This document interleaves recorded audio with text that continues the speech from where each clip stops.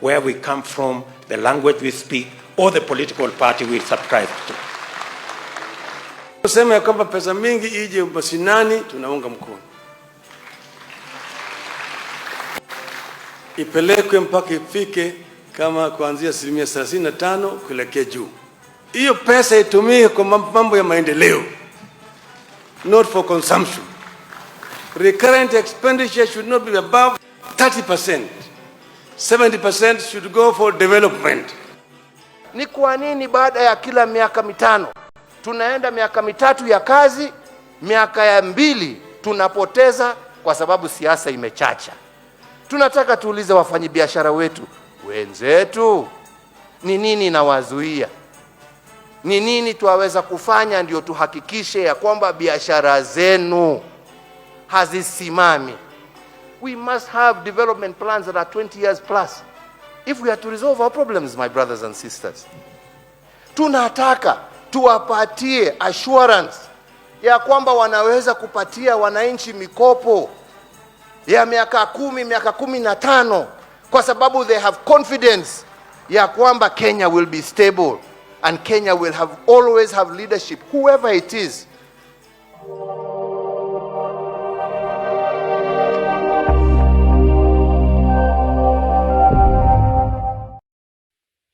Thank you very much. Welcome back to Punchline Africa TV, broadcasting all the way from Nairobi, the Republic of Kenya. Viewers, wherever you are in Africa, this is our Pan-African station, a station that looks at African issues, what ails Africa, what kills Africa. How can we resolve our own problems without inviting any other person to come to this continent to bring us more headache? Do we have a lot of headache? Do we have progress? This time is Kenya. In Kenya, President Uhuru Kenyatta has brought what we call a transformational agenda, an agenda that is going to take shape, that can bring Kenya by 2022 to world-class economy, to world-class health people, a universal health care, to world-class food security, to world-class affordable housing, and to increasing jobs through manufacturing and construction of houses. President Uhuru Kenyatta has stated that this is the most important aspect of his legacy, that he would like to leave a legacy in Kenya by having these items tackled. You in the county, wherever you are in this country, those representatives of ours, of the ones that are in those counties, one by one, wherever you were, in Kakamega, in Bungoma, in Turkana, in Moyale, in Mosabit, in Mandera, in Coast, most of you know what we want to be done. We want to find out exactly, and the other places, Taveta, Migori, Siaya, Kisumu, Eldoret, which is North UG, which is also Narok. We want to know what is supposed to be done. What can be done to change the lives of the people of those counties and other counties in Kenya? What can we do to change, to help the governors, the local people, the citizens? What can we do to improve our housing? What can we do to improve our food security, to have enough food such that the food can never be a problem to Africa at all? Year in, year out, or year out, year in, we are begging for donors to bring us relief food. Yet we have arable land that is underutilized. Why can't we look at the arable land and start changing methods of farming, methods, tools?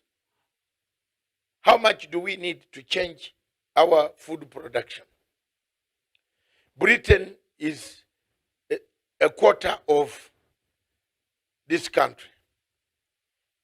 But Britain has enough food to keep itself for over 200 to 400 years. Our food storage do we need to look at it? Our food preservation, do we need to look at it? To improve food security, you need to talk about all these things. And that's why President Uhuru Kenyatta has said, let's talk about them. Let's tackle them now. So that by 2022, we leave a legacy for others who will take politically the train and the leadership of this country, going on that route. Instead, what has happened in Kenya, people are not thinking of the Agenda 4. Is it because the Big 4 action plan, people don't know what they are supposed to do? Is it because the research is not enough? What is the value that you can get out of a good house? What is the value that you can get if the industry is near your home? How many of us think of creating some small cottage industries, fishing, ponds, creating a simple pond and getting fish that will grow in the pond? How many of us can think of good health care? How can we change our health care system in Kenya? How can it be changed? Can it be changed by merely all the time saying, this is what we want? Or can it be done in a different way?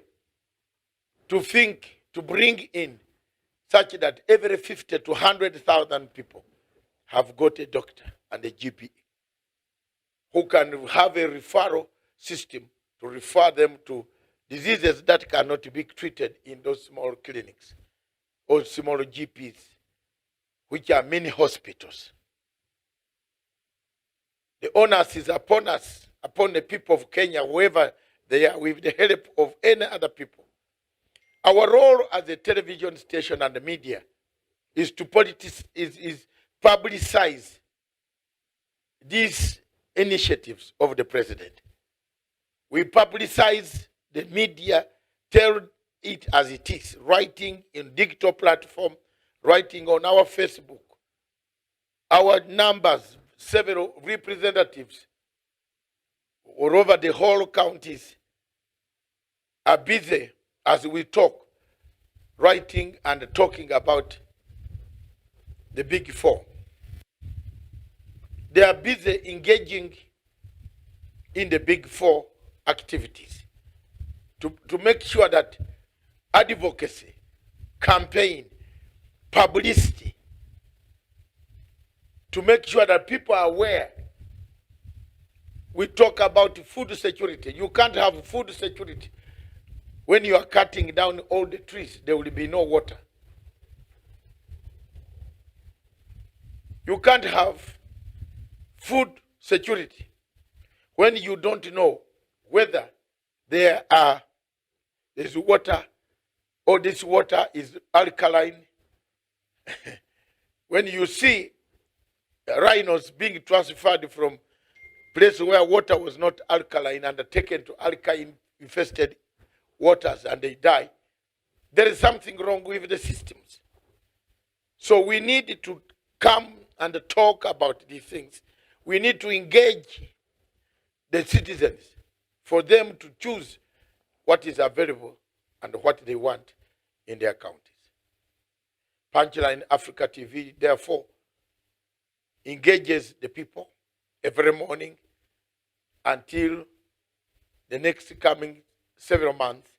We shall be engaging people. We shall be talking about this Big 4. I now invite you to a clip that talks about the Big 4 of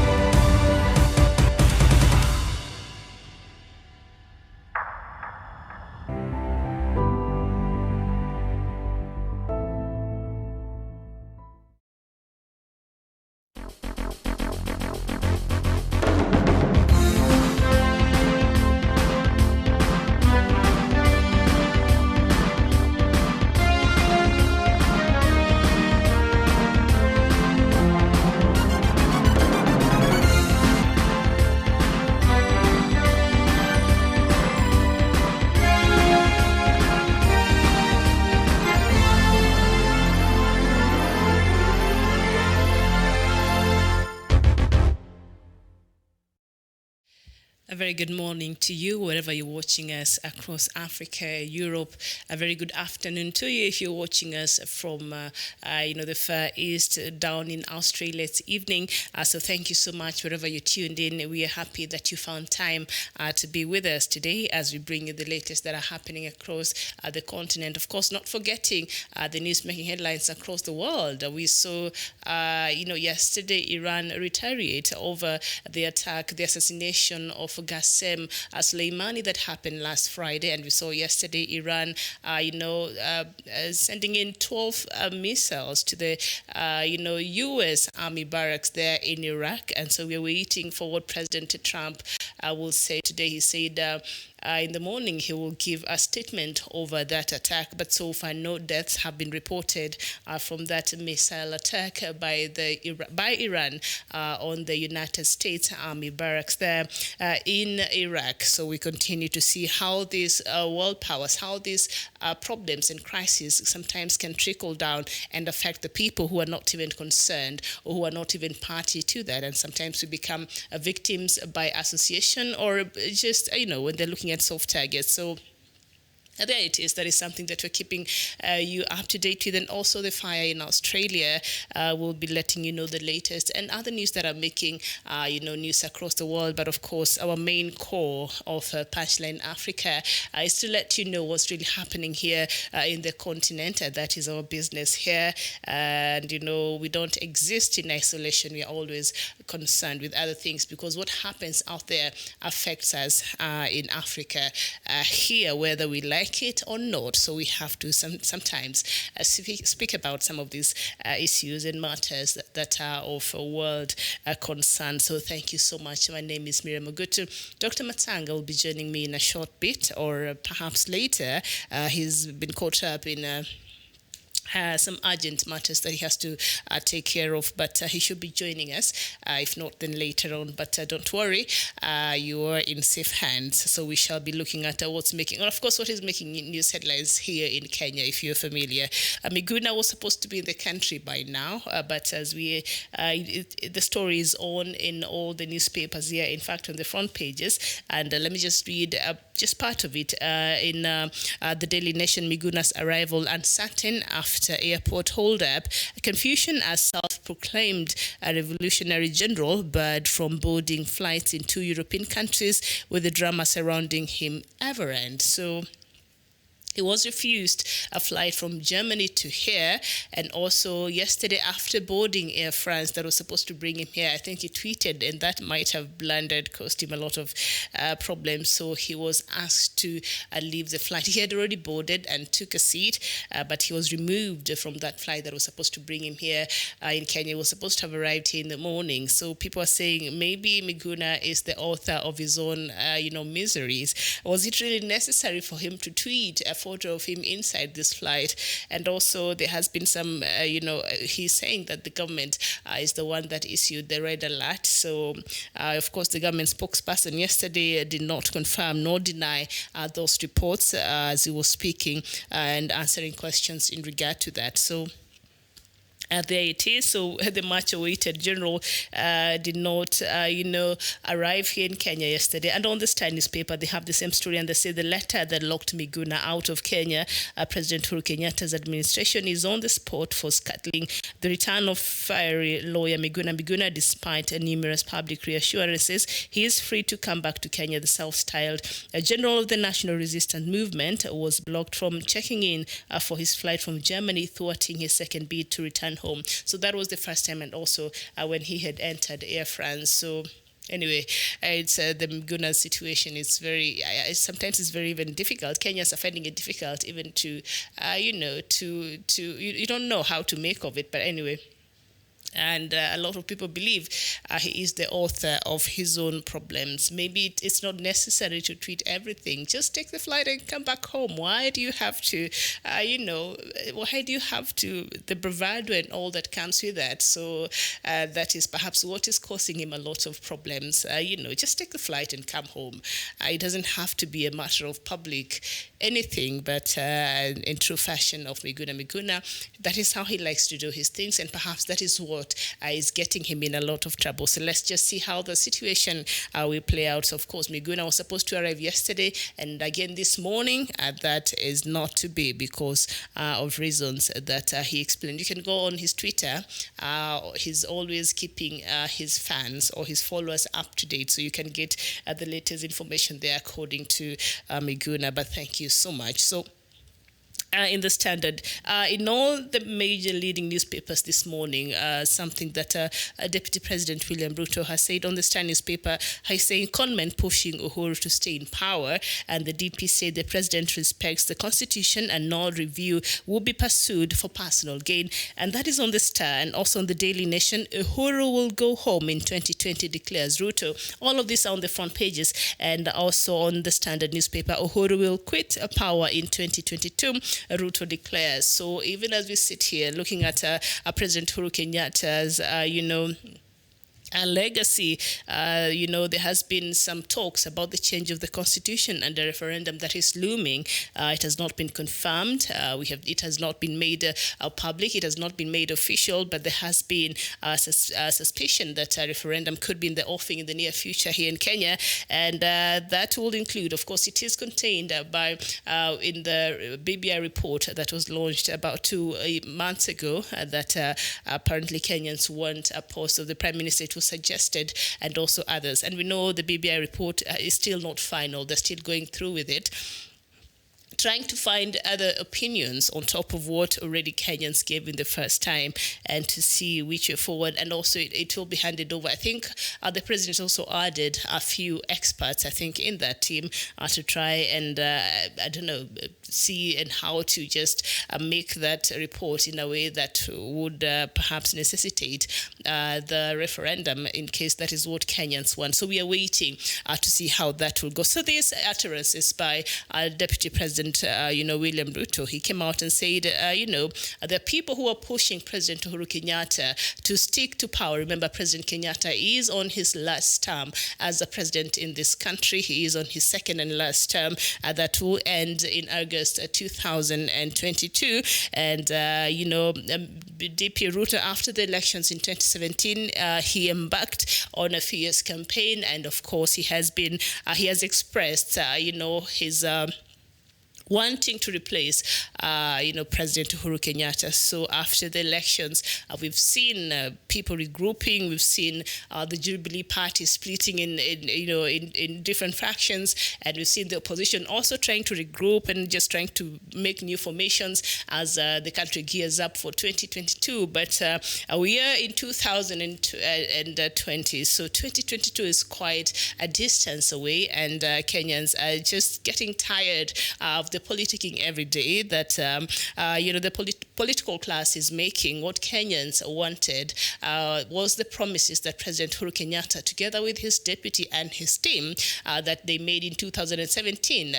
Kenyans are expecting that to be delivered right now. So these political affiliations, political formations, and the push for 2022, I think is just a little bit far off, and Kenyans are really not concerned about that. Kenyans wants to know what happened to the stadium. And I see these are jokes Kenyans make every day on social media. They want to know what happened to the promises, of improving the young people, of, putting up centers that will nurture talents across the country.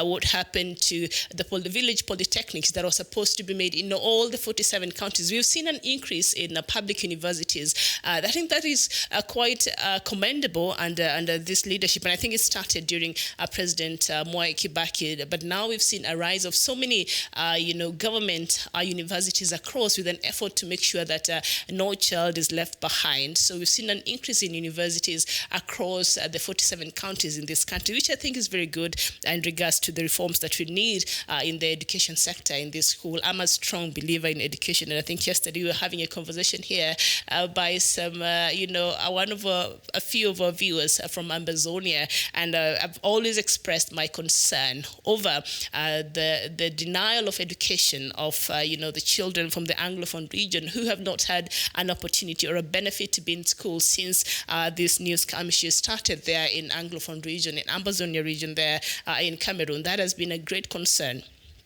For me, because as much as one of our viewers here pointed that, education is not everything, and I agree, education is not everything, but it is something that is very, very important. And in the world that we live in today, with its competitiveness, and you have to have that edge in every sector. Even if you decide, I'm not trying to pursue this education to, maybe you're not talented or gifted in that manner, as an, in that way, but there are other things that you could do, and also would require a certain level of at least basic literacy for you to be able to get your way through life. So I think that it's important. It's very important. So an increase in public universities has been seen on the rise, which I think is important. And also, when Matiang'i was the CS for education there were a lot of colleges, it was discovered, that were offering also courses that were bogus. So with the coming of Mago, have you seen now as the CS for education, these are things that are some of the reforms that they've been trying to implement in the education sector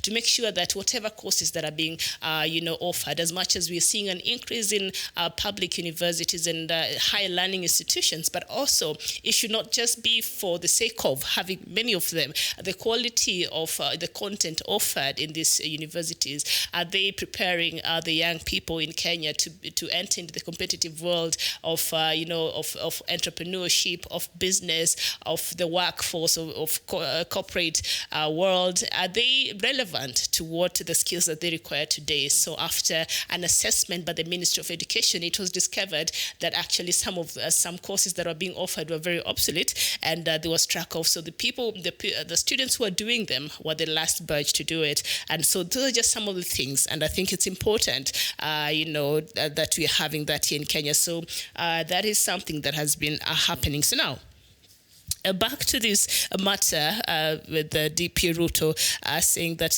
there are a section of people, and when he says conmen, we know, when the DP Ruto says conmen, we know who he's referring to. And he has been, that is a term that he uses, especially when he wants to address, Raila, the opposition leader here in Kenya, Mr. Raila Odinga, who is now in a working partnership with President Uhuru Kenyatta, who has come out several times and said, I'm not part of Jubilee Party. I'm not part of the government. I don't want to be part of the government. Whatever understanding we have with President Uhuru Kenyatta is for the benefit of this country, and was meant to bring something to solve something that is bigger than the two of us. So it has nothing to do with me wanting to be in the government. But of course, that is something that Deputy President William Ruto has been very skeptical into believing, and is every time he says a conman, he's referring to former Prime Minister Mr. Raila Odinga. And so now he's saying that conmen are pushing Uhuru to stay in power. So you can understand from that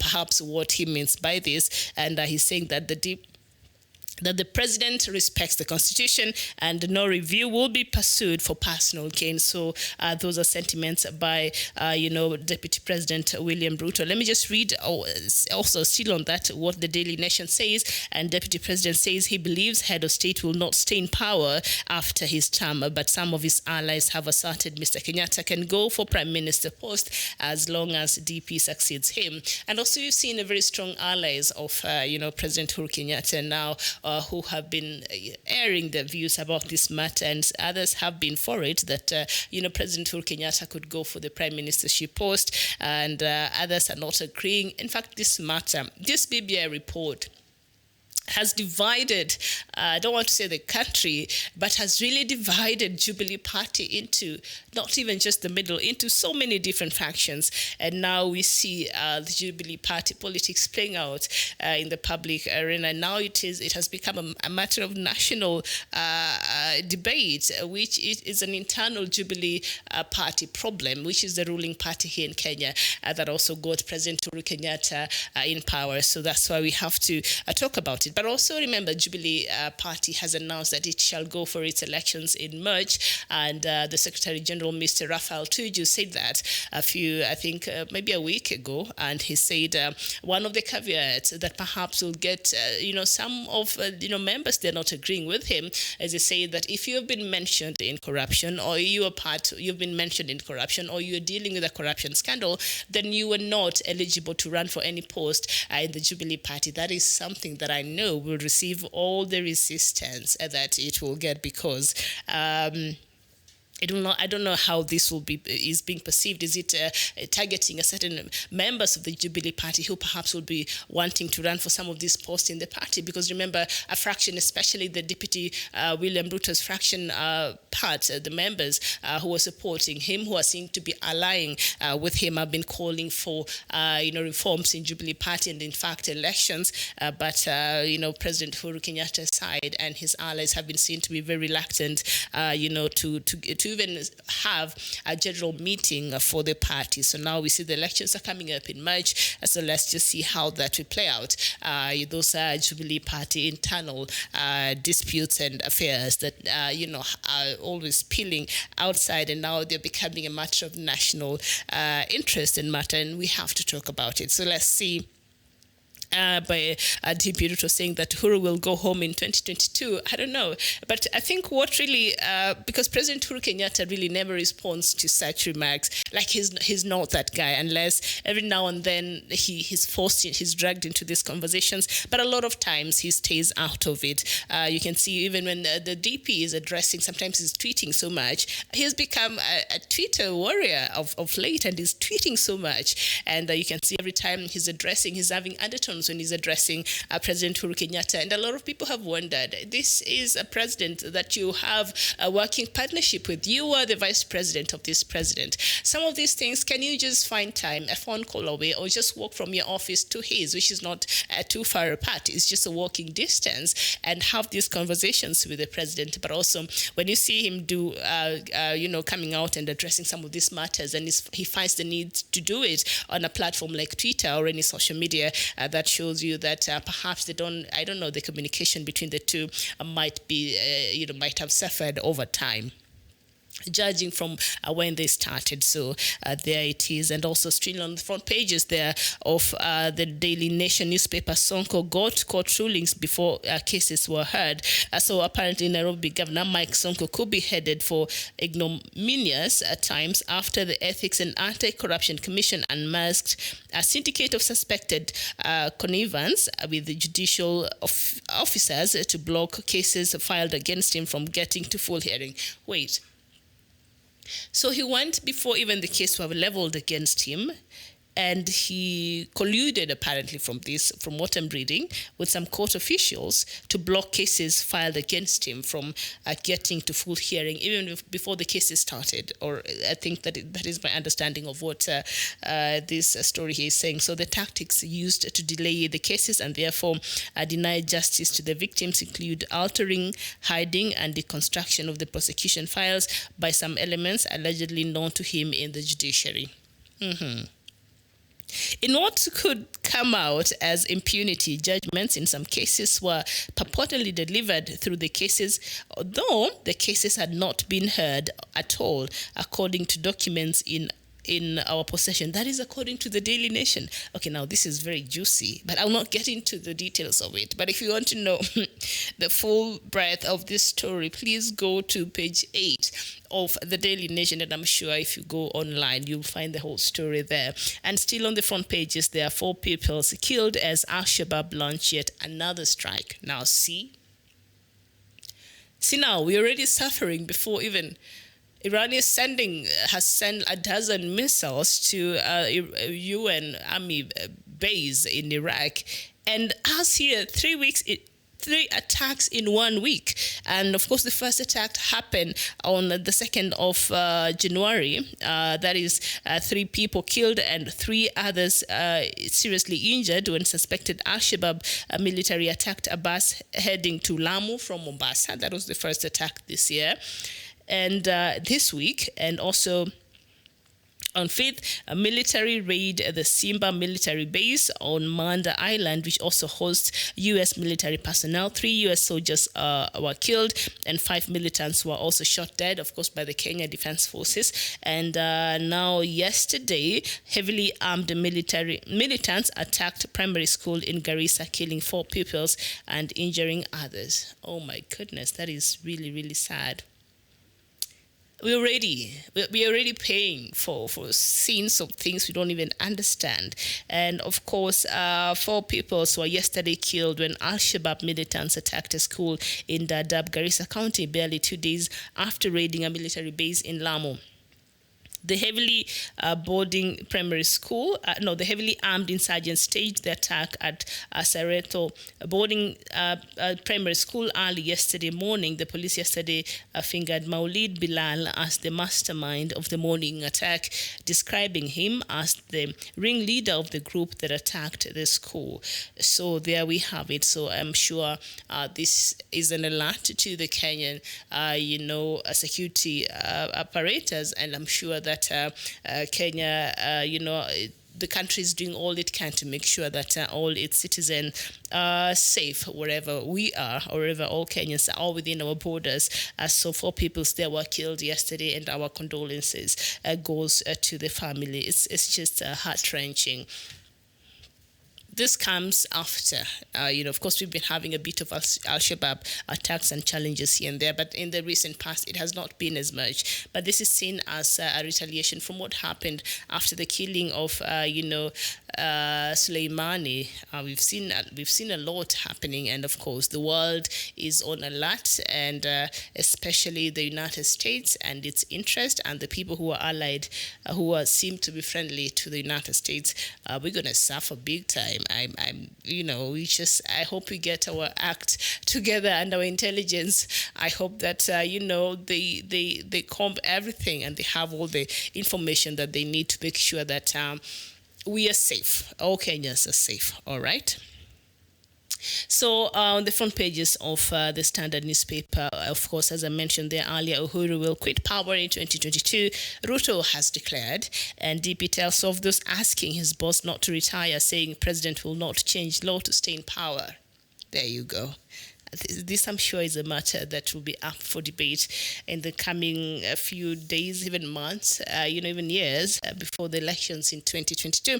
And of course, on the front pages there, the man no one wants to touch. Miguna has ridiculed almost everyone in Kenya. If you're not a buffoon, you are corrupt, a coward, or some other pejorative stuff. So if you want to know the story about this Lone Ranger, as the Standard newspaper is referring to him, you go to page 4 and 5. And of course, yesterday he tweeted, homebound, arrival JKIA at 9:45 a.m., a Kenyan by birth and right. Freedom must come through the fearless pursuit of truth and justice. And that was not to be. So Mr. Miguna there again not denied entry back to the country, but of course Lufthansa could not bring him back to the country. And when he had booked another flight by, I think, Air France, also he was removed. He was literally removed from the flight before he could come back here in Kenya. So still on the Standard newspaper this morning, of course, what you just talked about, the letter that locked Miguna out of Kenya, and still Ruto conmen pushing Uhuru to stay in power. And still on the front pages, their creditors drive final nail into Nakumatt supermarket's coffin. And still 3 children tutor killed in Al-Shabaab raid near Dadaab. That is a refugee camp there in the western part of the northeastern part of the country.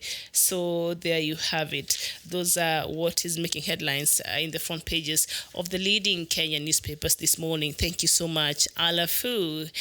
Thank you so much. Nice to see you, and a very happy New Year to you. Jamok Michael Posimo, you're saying hello. How is the problem in the Middle East going to affect Africa? And I think yesterday we were having, not yesterday, but on Monday we were having this conversation, and already we can see in the country, we are seeing what seems to be a retaliation from that attack that happened, last Friday when the U.S. authorities there killed Qasem Soleimani, something that really has elicited a lot of emotions. And you can see the love that the Iranians had for this man. He is one of the few people who transcended political dynamics in the country and was well received by the opposition, the government, all those militant groups. They loved him. People like Hezbollah, they listened to him. And of course, the wing that he commanded there were responsible for a lot of atrocities. That is the truth. And murders that happened across the Middle East and across the world. But the brazen assassination of this person perhaps might not have been a very good idea. So yesterday we saw Iran, trying to retaliate back there. Of course, they sent about 12 missiles, destroyed part. Full details that have not been given. I don't know if the US will do that, but no death so far has been reported. But Iran has said, and it has said through its leadership, that it must and it will, revenge on the death of Soleimani. But it has also come out to say Iran does not want to go on to any war with the United States or anybody in that regard, because we know Iran as it is right now. It's going through a lot of economic difficulties over the sanctions that has been put on it by the United States, the European Union, over its manufacturing of the nuclear weapons. But now it has said, you know what, all this agreement that it had had, that of course the United States got out of the agreement in 2018 that Iran has not been very happy about. So since then, we've been seeing a lot of animosity, and just the two countries have been having very bad blood which has escalated since President Trump has come to power after he removed the United States from that agreement that was binding. So Iran now has said, you know what, all bets are off, and now it's going back to its nuclear weapon manufacturing there. And I've seen, the European Union, I think, will find a way of talking, Iran. Even after the United States left that agreement, the EU and the other parties that were involved continued to, be part of it. So let's just see what President Donald Trump will be saying today. Later on, he said in the morning he will be giving, his thoughts, or he'll be having a press conference to address that attack by Iran over United States base there in Iraq. So they send about 12 missiles from Iran to Iraq, and they targeted. I think the intention was not really to kill anybody, but they were sending a message. So, and they said they do not want to go into war with anybody, because Iran has a lot to lose as it is right now. Their oil is very restricted. According to the sanctions, they're not able to sell to so many countries that they would have. And I saw Saudi Arabia very happy, with the killing of Soleimani, because, Saudi Arabia has been part of, the fueling of the war that has been happening, even in Yemen, because Iran is backing the Yemeni, and of course Saudi Arabia has been bombing the Yemeni. And we saw earlier, sometimes back last year, when of course, they destroyed a part of the biggest refinery there in Saudi Arabia, and it was being accused that is the Houthi rebels there in Yemen who did it. But in essence, the missiles, what was found on site, had been manufactured in Iran. So I saw Saudi Arabia being very happy with the killing on Soleimani, because obviously for economic reasons and other reasons, Iran has been a very powerful force in that it has been threatening, the dominance of Saudi Arabia in that region. And I think Saudi Arabia does not like to be challenged. We've seen even its effort to try to curtail Qatar in that regard, because Qatar is emerging to be also another power to reckon with in that region, and Qatar is very cosmopolitan. Qatar is much open compared to Saudi Arabia. So most people across the world would prefer even setting up businesses or having, investment opportunities in Qatar compared to how you would in Saudi Arabia because of the restrictions and all of that. So, of course, Saudi Arabia has been very threatened. When they see another country seems to be wanting to shine in that region, they've not been very happy. So when I saw Qatar really supporting the move by the United States, I was like, okay, fine. So this is a matter that obviously is beyond us. But at the end of the day, we get to suffer. And you're asking about what of Uganda, Kogo Kepiego. We were here and we were talking about yesterday. And even Doctor, I had to bring him to that conversation about what is happening. We know with Bobby Wine. I think yesterday when I was leaving late in the late afternoon, Bobby Wine had been released from the jail. Was it in a police cell, right? Because he had intended to hold a consultative meeting at a certain school there in one of the schools in his constituency. I think Kiadondo or something like that. Shadondo or something like that. So now, apparently, what Doctor was saying, I didn't know the reasons as to why he was arrested, because even the mayor in that area had said, but why are they arresting this young man? He has permission to hold this meeting. He sought for police permission and he was given a permit. So it was a lawful gathering, but the police in Uganda descended on him, apparently because the area that he had intended to hold this meeting did not have toilets. Like, I'm not even over that matter. Like, it's just beyond. It's just beyond. Of course, Uganda is gearing up for its elections come next year. So let's just see. And the president, of course, Yoweri Museveni has embarked on what is he calling that walk? Something he's walking for, is it 10 days, just to I don't know, just to see how they walked, when from the forest and all that. So it's a walk, is a historic walk, and of course a lot of people are viewing this as a stunt, especially leading to elections that are expected to happen next year in February there in Uganda. So of course this year campaigns will get to full there, and of course Mr. Bobby Wine has declared his intentions to run for presidency in that country.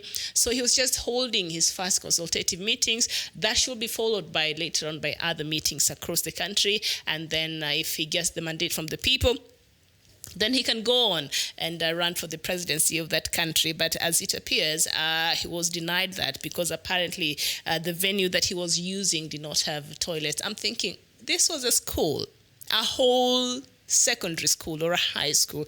It has toilets. It must be having toilets. Otherwise, I don't think he would have, But that is the excuse that the Ugandan police used so that they could lock him up. But they released him yesterday. I don't know. Uganda has a long way to go. I know Kenya, we have our own problems here that we have to deal with when it comes to, the political space, the democracy space, the free speech space. We've made some strides, but there's still a lot of reforms that we still need to see in certain areas. But I can't even compare us with Uganda. Like, we're far off. We can sit here and talk about, and you can just, at least you have enough space to. There's still more when you're still pushing the envelope, but we are doing far off better, I think that because of a lot of people who made that sacrifice to, made a lot of noise early in the 90s, late 80s, so that today we can sit here and enjoy this space of free speech that we are enjoying in this country. That is not very evident in a country like Uganda. So, Kogo, Kipiego, there you go. So, anyway, we were looking at what is making headlines across Kenya this morning. So, let us now just get into the business of Africa and see what else is making headlines across the continent. And we shall start with Malawi,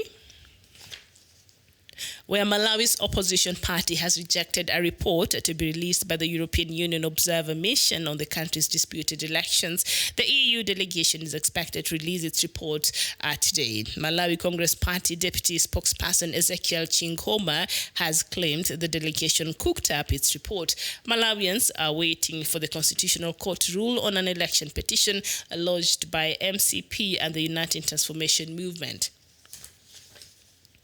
Now, the two parties want the results of May 2019 election nullified, citing electoral malpractices. The Electoral Commission and another political party, the Democratic Progressive Party, have said, and the elections have said that the elections were free and fair. We go to Mozambique, where a key opposition figure in Mozambique is due to be questioned today over the accusations that a parliamentary group has been financing a militia who have committed violent attacks, reports the news site Carta de Mozambique. Now, the site says that the former General Secretary of the opposition party, Renamo, Manuel Bisobo, has been summoned to talk to Mozambique's Attorney General. The Attorney General also wants to interview the head of the Renamo parliamentary group, Ivone Soares, the Renamo national spokesperson, Jose Mantiagas, and Renamo's failed candidate for governor of Maputo province, Antonio Muchanga. That is according to the news site there from from Mozambique. And we go to Togo, where now the governing party in Togo has chosen incumbent President Faure Gnassingbé as its candidate for elections next month, making it likely that his family decades-long rule will be extended. He was voted into power in a disputed election in 2005, taking over from his late father, Gnassingbé Eyadema, who had been president for 38 years. In recent years, there has been growing anger over the family's complete domination of the political scene. 18 months of mass protests hurt the economy and led to negotiations with the opposition in 2018. A law was passed last year introducing a two-term presidential limit, but the law did not take into account Mr. Gnassingbé's first 3 terms, allowing him to potentially stay in power until 2030. And we go to the latest, of course, from CAF. If you're watching the CAF yesterday, the award ceremony for the 2019 best football player yesterday were happening in Egypt, and Senegal and Liverpool forward Sadio Mane was awarded the African Best Player 2019 at an event in the Egyptian capital of Uganda, Uganda, on January, of course, on yesterday. He became the final awardee for the decade, that is between 2010 and 2019. He succeeds Liverpool teammate Mohamed Salah, who was also shortlisted, along with Manchester City's Riyad Mahrez, who led Algeria to AFCON glory in 2019. But, of course, both contenders were absent at the ceremony. I wonder why. All right, so we go to, Moses Kotut. It's not yet Uhuru in Africa. We shall talk about it. Let me just go through very quickly so we can engage in this conversation. Very interesting events there happening. I hear people say democracy in Africa is under trial. And I've always wondered, democracy is such a stretch, yeah? Our leaders choose it. When it really suits them, that's when they will apply democracy. That is when they will apply some of these things, very piecemeal. So we shall talk about it. Let's just go through other news also making headlines here in Africa. And we go to Nigeria, where at least 9 people have died and 30 others have been wounded in an explosion in the Cameroonian town of Fotokol on the northern border with Nigeria, a local official has said. Now, according to this official, a young man picked up an explosive device thinking that it was a piece of iron, and it exploded, killing him and 8 others. A very sad incident there. From the governor of Cameroon's Far North region there. He confirmed this incident. And we move to Mali, where Mali's armed forces say 5 soldiers were killed and 4 others were wounded when their convoy was bombed near a border with Mauritania. 4 vehicles were also destroyed in the attack by extremists Monday in Alatona, according to a statement. Colonel Major Diaran Kone said an investigation has been opened into who staged the attack. Who else? Has to be Boko Haram or Islamic State militants. Those are the people who have been very actively, doing such stuff around Mali, Niger, around that area. So we go to South Sudan, where the ambassador of the United Kingdom to South Sudan has called on parties to the revitalized peace agreement to demonstrate their commitment to implementing the peace deal in order to encourage the agreement holdout groups during the process. Former government army generals Paul Malong and Thomas Cirillo are the holdout leaders who have refused to sign the revitalized peace agreement. Thomas Cirillo is heading the South Sudan National Salvation Front, while Paul Malong is the chair of National Democratic Movement. The UK ambassador to South Sudan, Chris Trott, said if parties to the revitalized peace agreement implement their code, those who have refused to join the process will be persuaded. And we end with Libya, where the United Nations Special Envoy on Libya on Monday said he was angry at foreign interference in the war-torn country as the Security Council expressed concern at the recent escalation in fighting. The Security Council held a closed-door meeting on Libya on Monday, and after the session, with Salame expressed concern at the spike in the unrest. Mr. Salame is the Security Council, Special Envoy to Libya. And of course, since then, Russia has been accused as being the part of the countries that are interfering and fueling the war in Libya. And Russia, of course, has denied direct involvement with Russian mercenaries who are reported to have been operating in Libya since last summer in support of renegade military commander Khalifa Haftar, who of course is battling the Tripoli government and whose forces said on Monday they had taken over the coastal city of Sirte. And if you remember very well, Sirte is the hometown of former President Muammar Gaddafi. So it's very important there. So Salame also criticized the Security Council's failure to reach an agreement on a ceasefire resolution, which it has been trying to draw up since April. So this are the latest news from across Africa this a few minutes to noon here this morning. So thank you very much. And if there's something else I've left out there, some information I've left, Biafrans, Amazonians, if there's something that you'd like for us to talk about that has happened out there that I might not have known of or have the information about, kindly share with me there and I'll share with the rest of the world. And we shall continue having these conversations because that is the only way, when you're enlightened, when you have the information, you're a much better person. That's why I still insist the children from Amazonia, the United Nations children, what do you call it? UNHCR for the kids. Yeah, I think it needs to really, really look into this matter so that these children are able to go to school as much as other matters are being sorted. These kids, somebody needs to ensure that they are in school, they stay in school, and they get the education that they require and they shall require in future, right? So I just ended with this news from Libya. And of course, this is something that we talk about here a lot. This matter of Libya, war that was started after, before the death and after the death of Muammar Gaddafi in 2011, and a country that was once a shining star in Africa, a country that was once one of the most top of the most developed countries here in Africa, a country that could feed its people without problems, a country that was self-sufficient, a country that was doing very well. Of course, there were issues of democracy, there were issues of governance that were not human rights, abuse that happened under the leadership of Muammar Gaddafi, and he was not liked by the West at all because one of the things that they didn't like about Muammar Gaddafi was his call for a united Africa. And this saying that says when you're more powerful when you're united.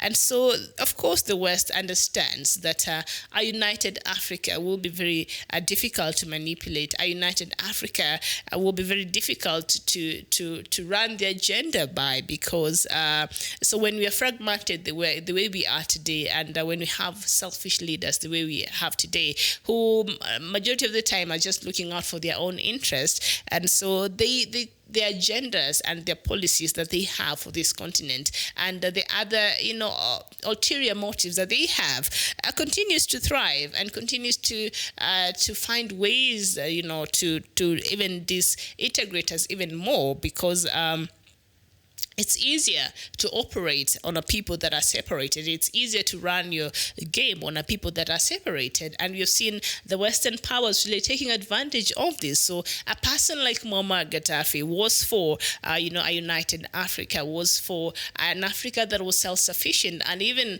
a person like Thomas Sankara, the one for Burkina Faso, that was later on, betrayed by his own good friend, that was also later removed from power, by the way.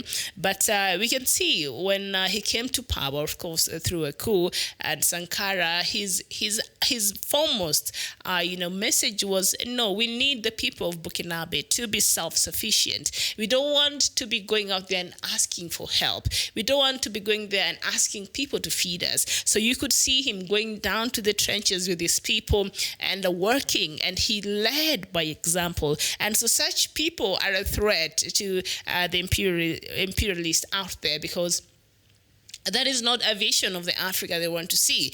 They want to see the Africa that is perennially under, who are always seeking for help, and we're always seeking for this, and we're always wanting for this, and we always, that is how they get to thrive, and their foreign policies in Africa get to thrive here.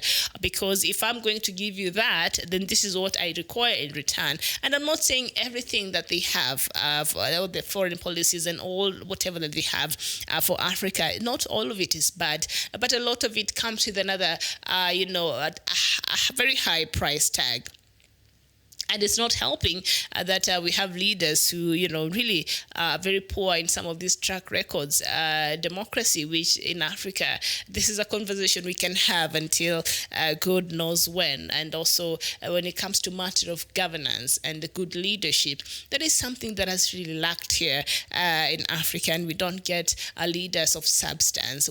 How we choose our leaders, our voting patterns and our electoral processes are sometimes really if they're not very much compromised, then they're been designed in a manner that always leaves this place in chaos, except for a few countries that have really managed to conduct the elections here in Africa without much chaos and without much problems, and they go vote and the next day they continue with their lives because the systems there are working for them. So it's very few countries in Africa we can say that is happening. So when you see something, a country like Libya, a country that was once that flourished in this continent, and now it is a shadow of itself. And I was listening to this news and this information by the United Nations Special Envoy to Libya, Mr. Salame, and he's really concerned, and he was very angry.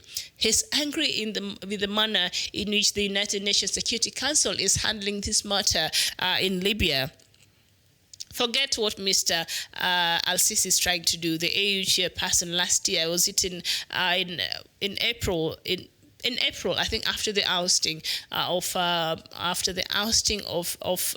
Algerian president and after the ousting of Omar al-Bashir, I think while they were going to discuss that, they threw in the matter of Libya as just part of the. It was not even the part of the conversation, but it's just like a by the way, and they tried to talk about to find a solution. But before then, there was a meeting that had been scheduled to take place in July, which I don't know that it even happened. An urgent meeting that was scheduled to take place last year in July to discuss the matters and the situation in Libya.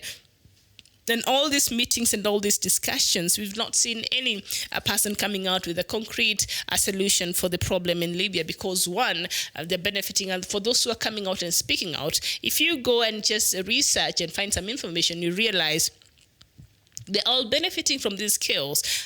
France, they're benefiting from these kills. Italy, you remember last year,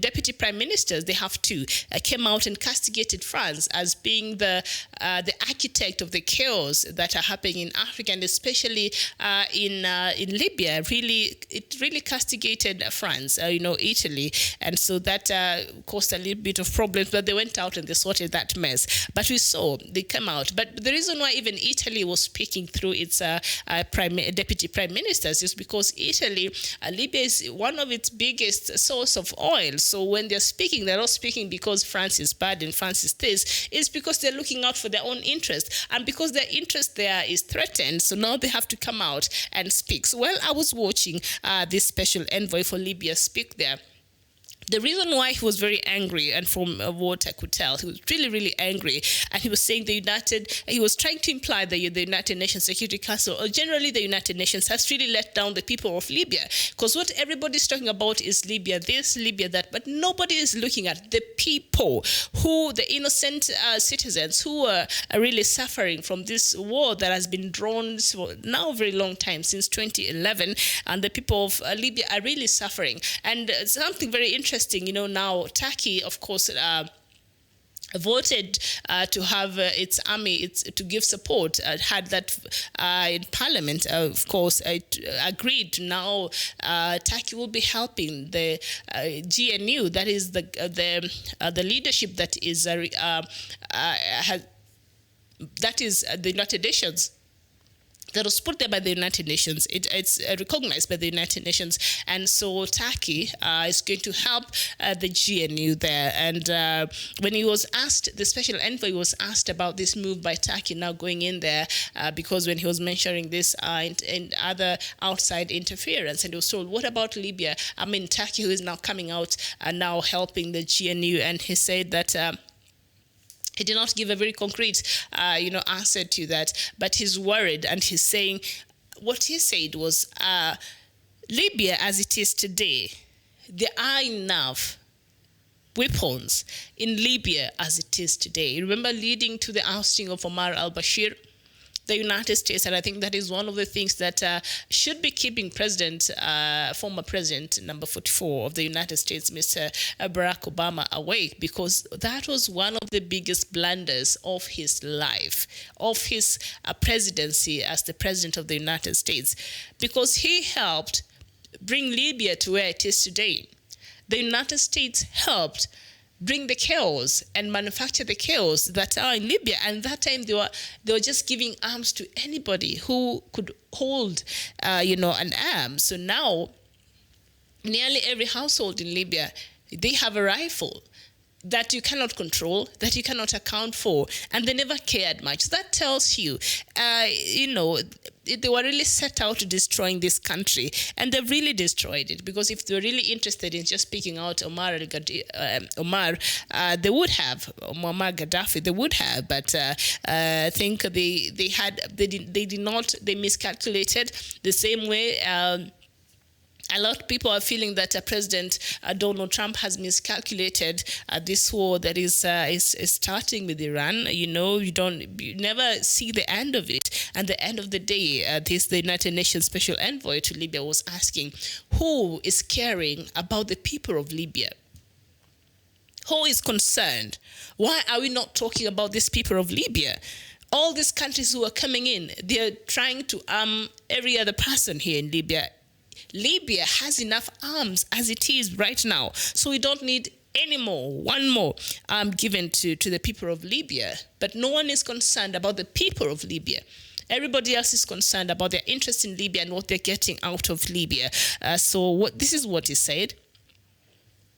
There are enough mercenaries in Libya, so stop sending mercenaries as it is in the case right now, he said, and of course estimating the number of foreign fighters in the country to be in the hundreds, probably thousands. So this was in reference to when he was being asked about now the presence of Turkey in this never-ending war in Libya. That was his response. So anyway, a lot has been happening, and of course Russia has come out to deny direct involvement with Russian mercenaries who are reported to have been operating in Libya since last year in summer in support of renegade military commander Khalifa Haftar. I don't know how this would have even worked, because Russia and US, they're never on the same side per se. And as we have seen,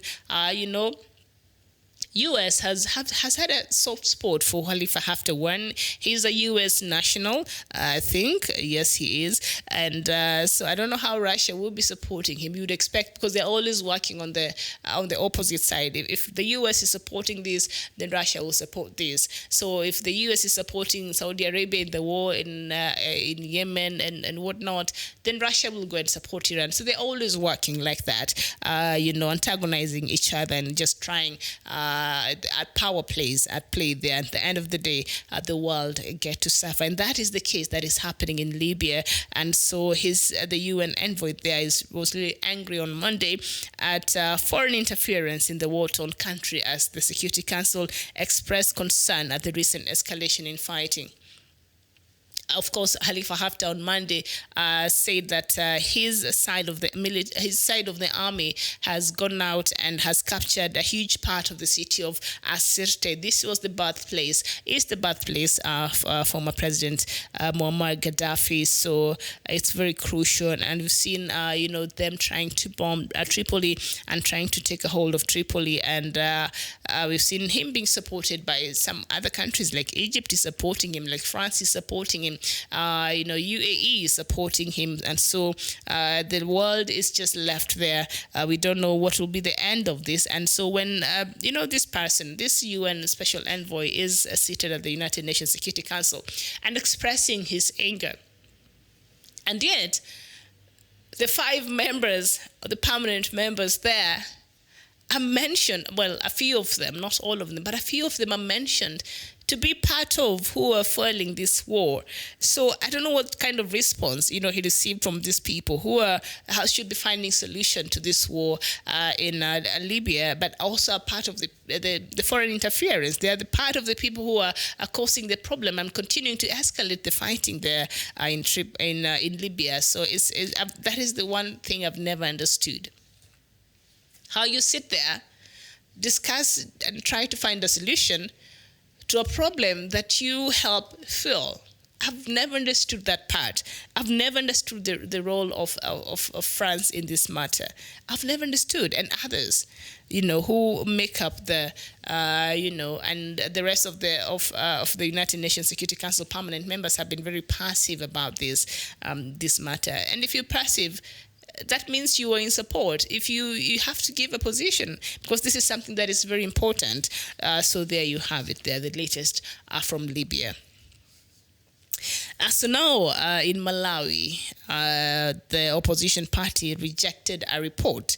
They say it's to be released today by the European Union Observer Mission on the country's disputed elections. Remember, Malawi went to its elections last year. I think it was May 21st. And after the election, we saw the opposition come out and say, President Peter Mutharika, who was seeking for re-election, had compromised, or the government and the Electoral Commission was compromised, and for a long time they took out the streets, and they wanted the Electoral Commission chairperson to be removed, Madame Asa. I think she's still there, and we saw them disputing this election results and the manner in which so after the elections, they went to court and filed a petition to challenge the results of the presidential elections. And while they were still doing that, I think they went there on Sunday. So after the court looking at in all was it 28 provinces, 21 had problems, had abnormalities, and they said, what, perhaps these people have a case here, and maybe this is something that we should listen to, and we should. So they set for the date of the case to start. I think it was on a Monday. So by the time they were waiting now for the course for the petition, the case now to start the hearing of the disputed presidential elections, all of a sudden the court comes out and strikes out the petition and says it has no merit. That was on a Monday that the case was set to start. So now, immediately the court is making this pronouncement and this judgment, dismissing the petition by the opposition.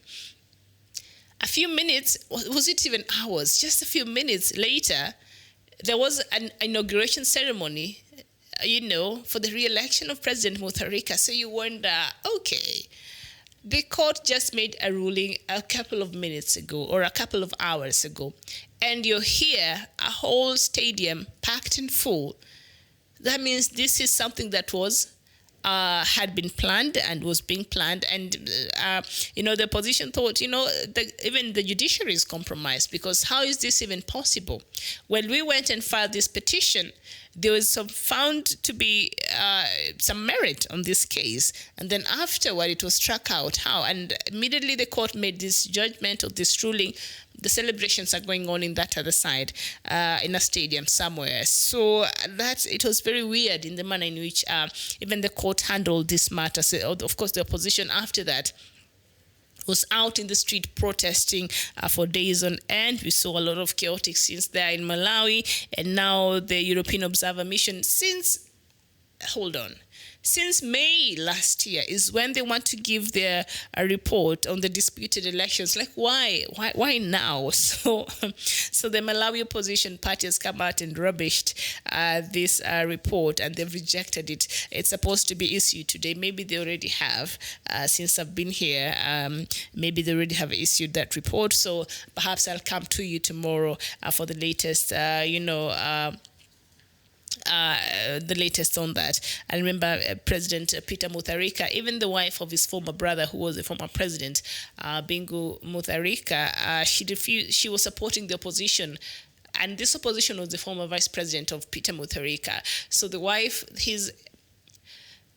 his sister-in-law was supporting the opposition, and even in the inauguration, she was not present when her brother-in-law, Mr. Peter Mutharika, was being inaugurated for his other term there in Malawi. So a lot of personal interest there and agendas there came to play during the Malawi elections that happened last year in May.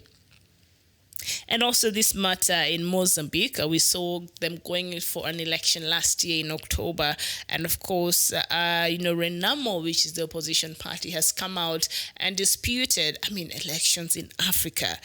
Oh Lord, when are we going to get it right? It has been a problem. We've seen it in Kenya. We are seeing it in Uganda. The president there has refused electoral reforms that was ordered by the High Court. We've seen it happen in Nigeria. We've seen it happen just across Africa, majority of the countries in Africa. We never get our electoral process right at all. So now elections happen in Mozambique.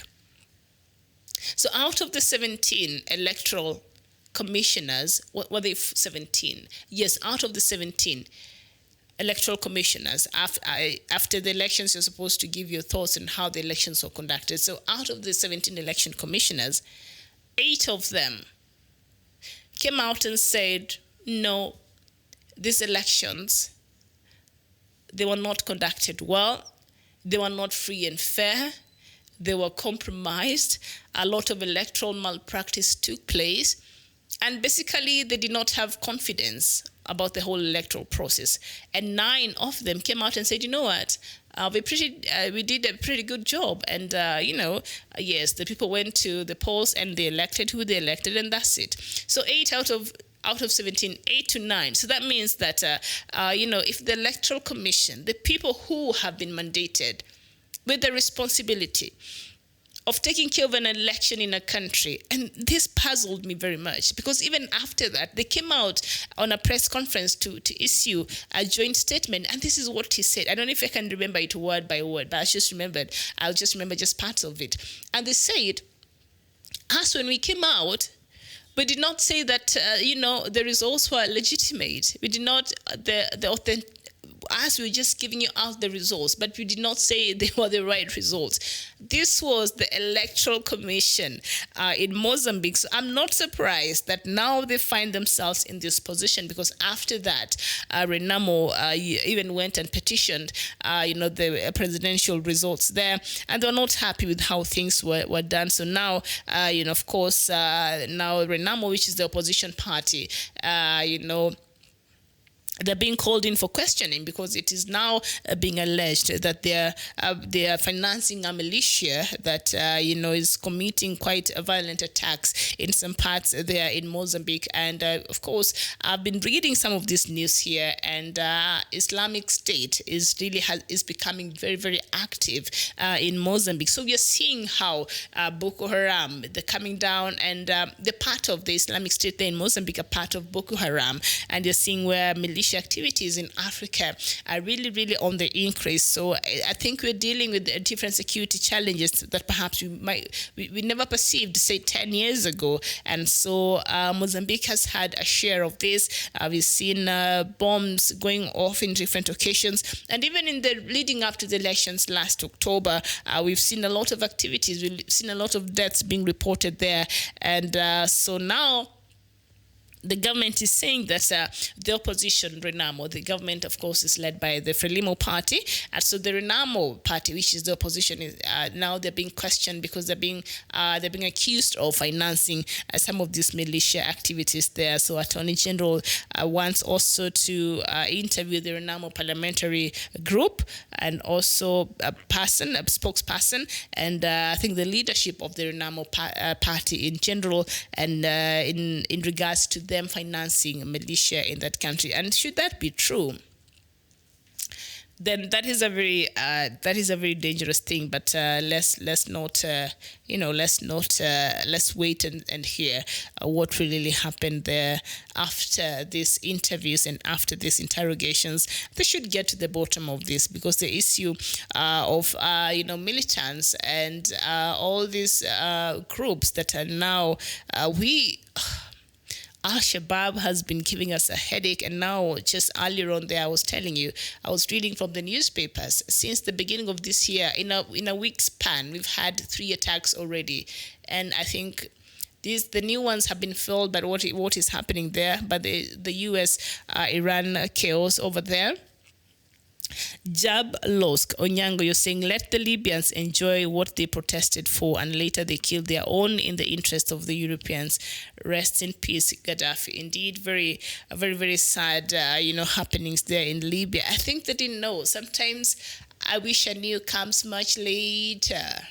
As much as Gaddafi he was not.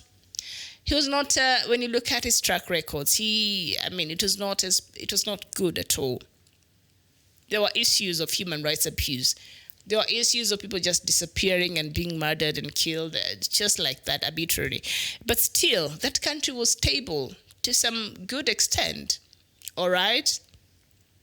So now the regime change that happened there, it has become a nightmare, and I think now they're just wishing they just left alone with the Mr. Gaddafi. So there it is, and the people who caused this chaos, they're back in their country and they're just dealing with other challenges, but this doesn't bother them.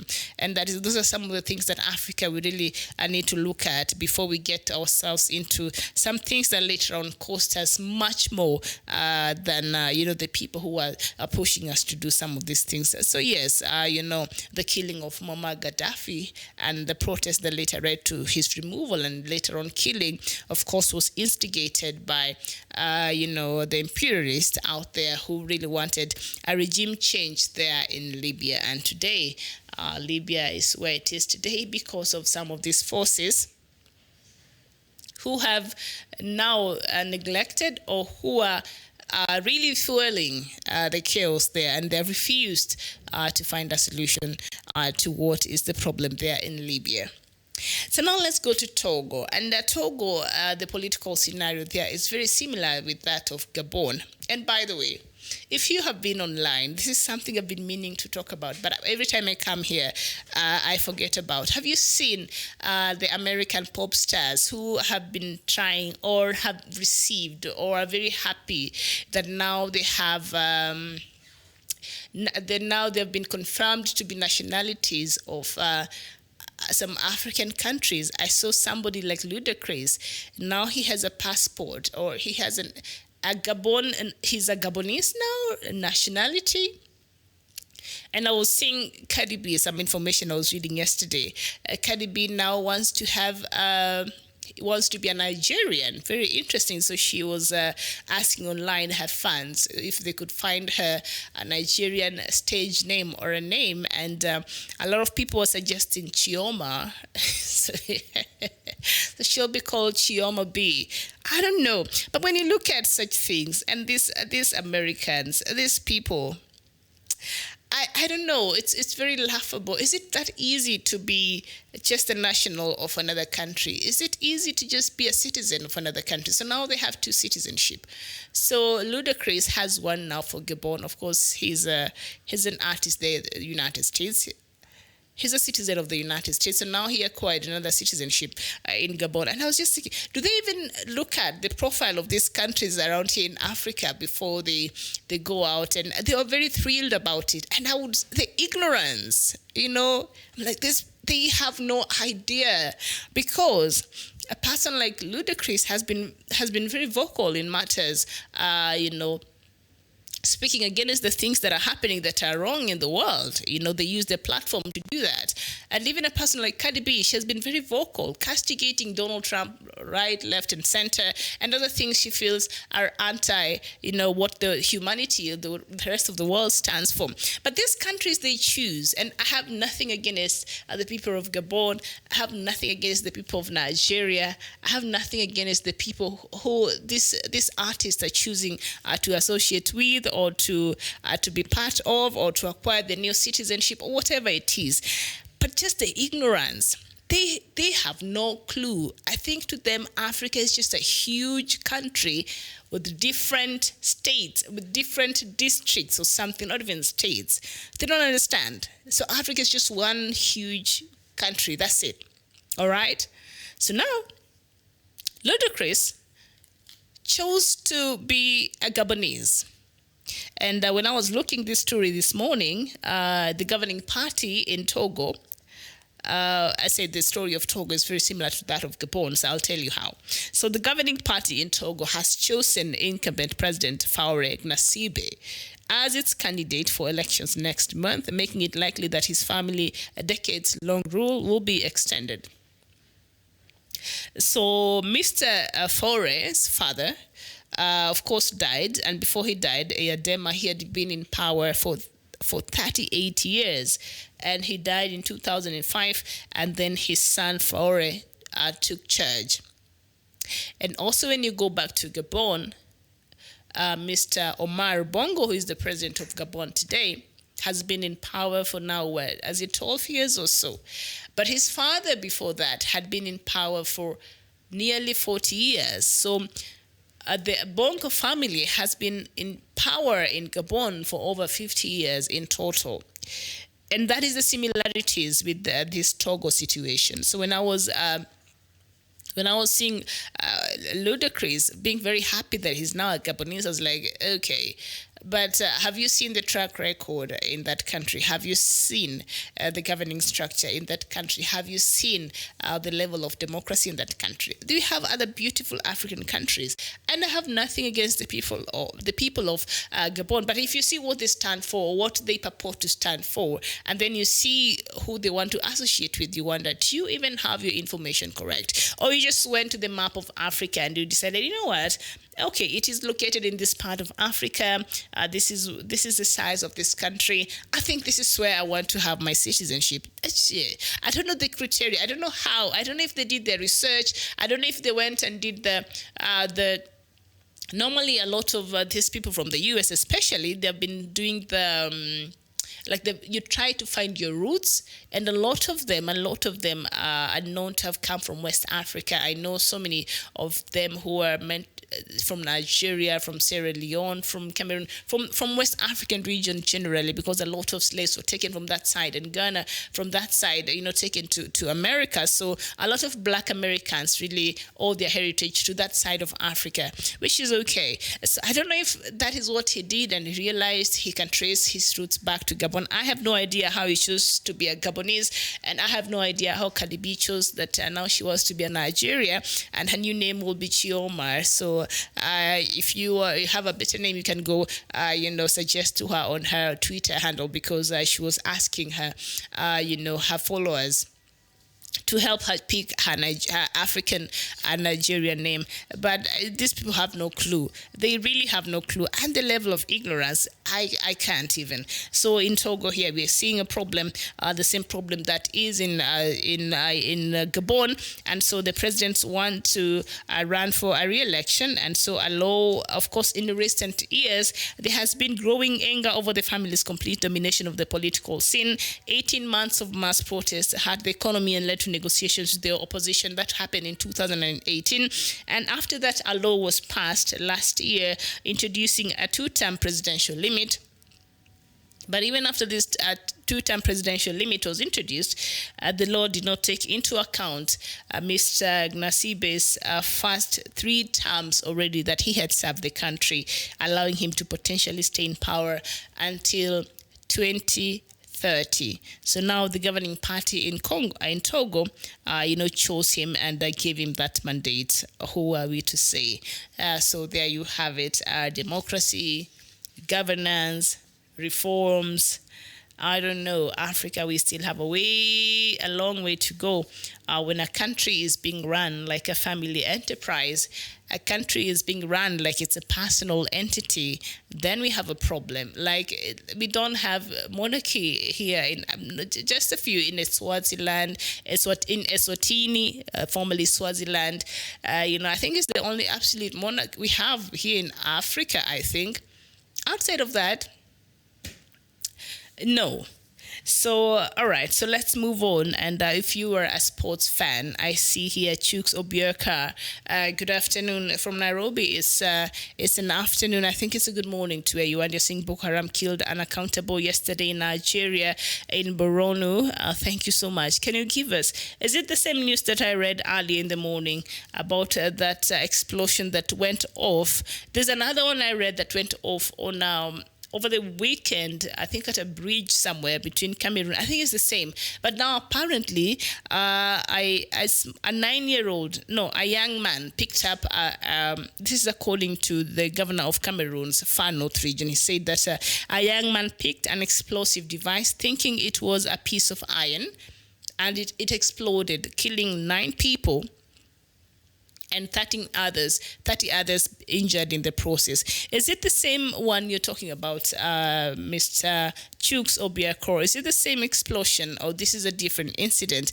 A lot of deaths have been happening there in Nigeria, and Boko Haram, I think their new year resolution is to kill as many people as possible, targeting as many innocent Nigerians, targeting as many innocent Biafrans as possible.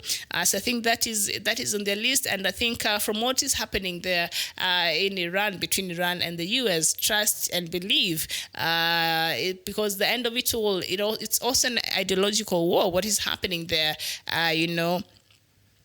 and the manner in which Iran's government has handled even this death, and in a way that has elicited a lot of reaction, and we see a lot of people being affected by this death. So this, in return, we'll see a lot of sympathizers and a lot of people who really want to, because they are calling him a martyr. So a martyr is somebody who died for the sake of his people. So the people who believe and share the same ideology, let me tell you, Boko Haram being one of them, I'm sure they'll intensify the attacks on Nigeria. They'll intensify the attacks there in Chad, in Niger.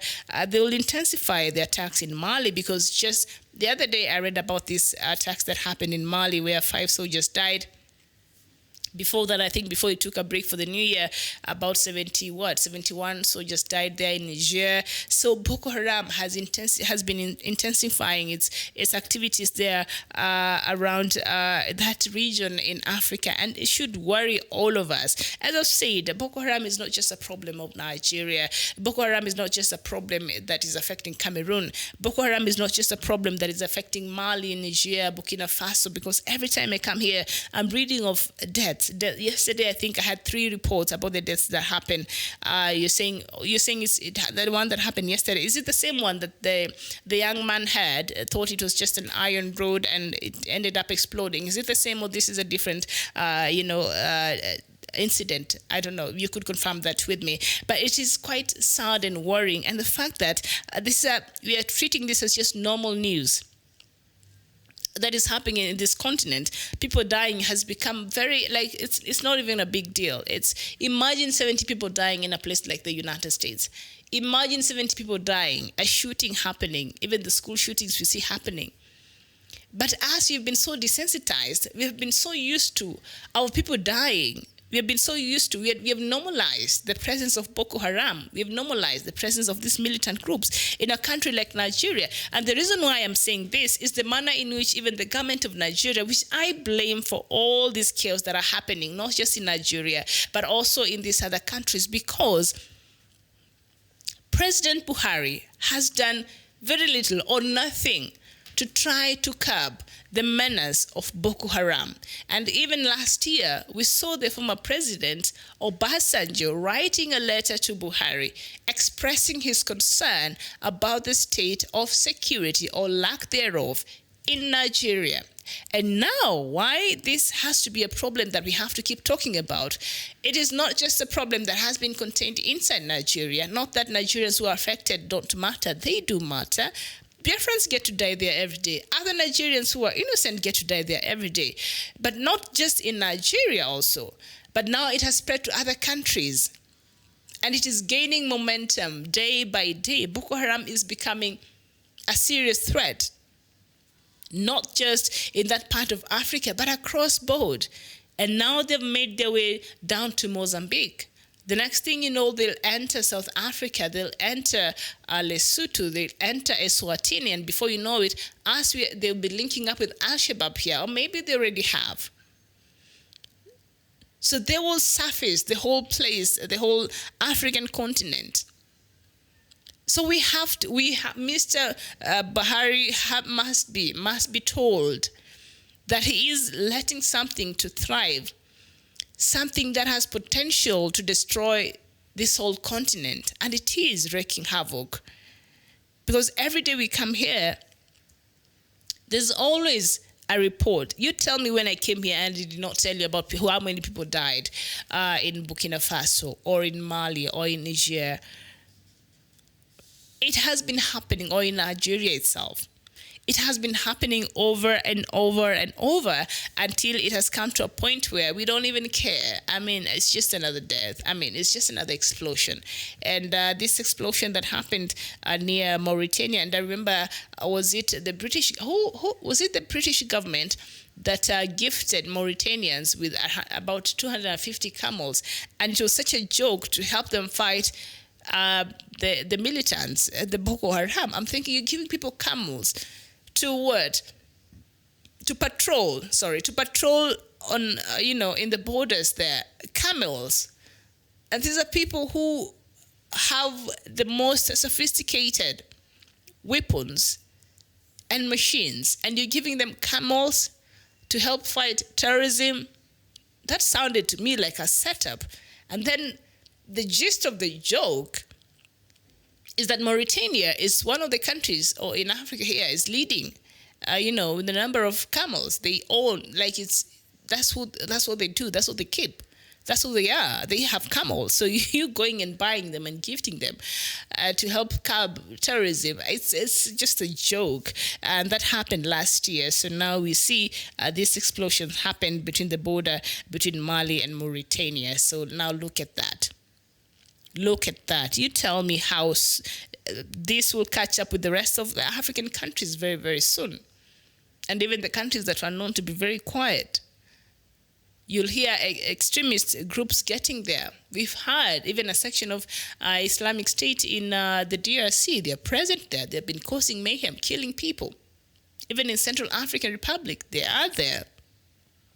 And they come from that side of Africa. So President Buhari, if he did not make this one of his New Year's resolution, then Africa must force him to really deal with the epicenter of Boko Haram, because their base, their core is in Nigeria. So if that can be dealt with, then perhaps containing them in these other countries will be much easier. But as usual, President Buhari has done nothing much in his efforts of fighting Boko Haram. Haram. So there we are. So this new explosion that you just mentioned here, and you're saying Nigeria original army is not up to Boko Haram number in army. So you're saying that Boko Haram they're many in number compared to Nigerian army. Then we should be worried. That should be worrying, because I saw is it yesterday or the other day, I had the news of, is it Mali or which country that removed its soldiers from part of a border somewhere, and they were really worried because they're saying the army their army is not able to support them. So they wanted even to leave their villages, because they're saying if this foreign army is leaving, that means we've been left on our own because our own army is not able to support us. Something like that. I think I had it on news. If it's not yesterday, then the other day. So I think Boko Haram is something that has to be dealt with in Africa.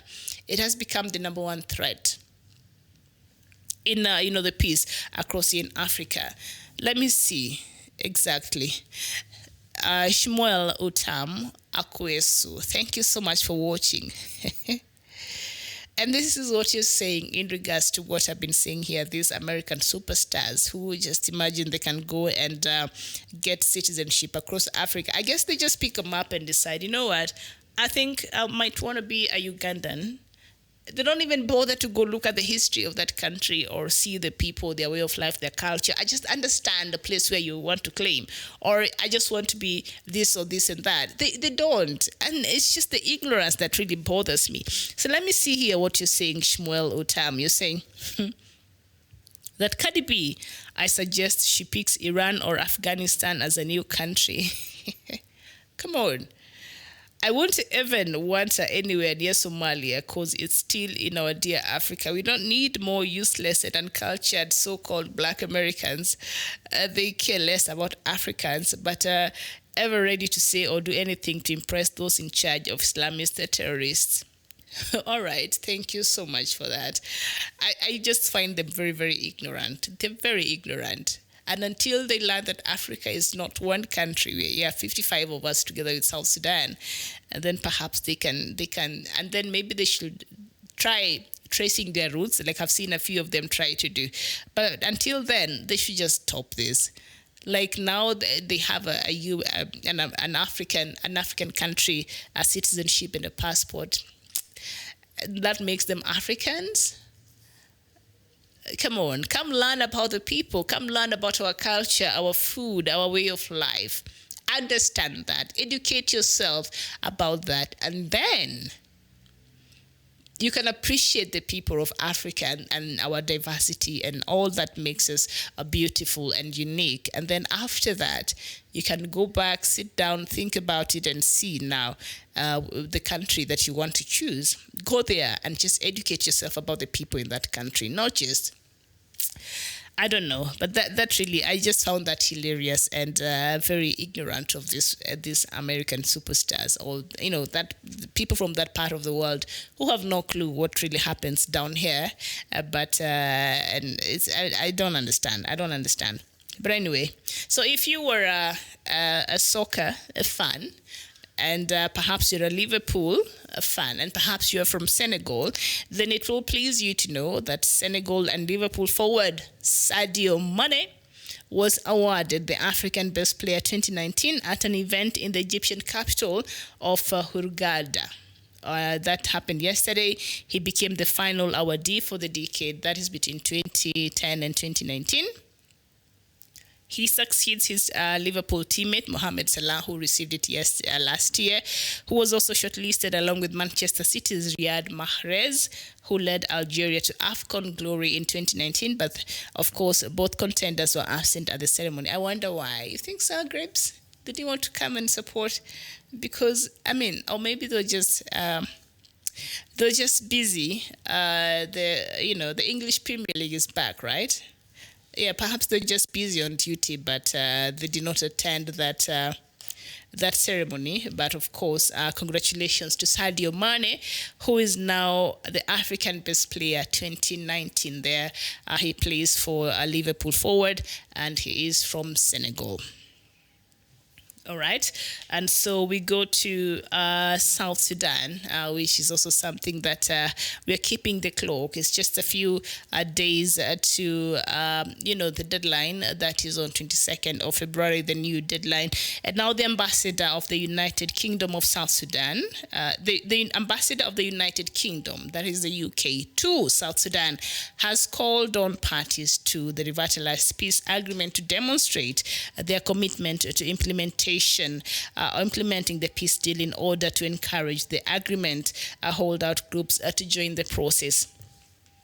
Now, former government army generals Paul Malong and Thomas Cirillo are the holdout leaders who have refused to sign the revitalized peace agreement. Now, the revitalized peace agreement, this happened I think in September 2018, and it was faulted. I think from the start, they missed out very important aspects that perhaps would have helped in realizing this peace in South Sudan. So they left out other players that also are very important and stakeholders, the generals like Paul Malong and also Thomas Cirillo, whose armies and generals have been causing still mayhem in some parts of South Sudan. They were left out, and so they refused to sign this, revitalized peace agreement. So even in the meetings that President Salva Kiir and Riek Machar have been having, they're saying, you know what?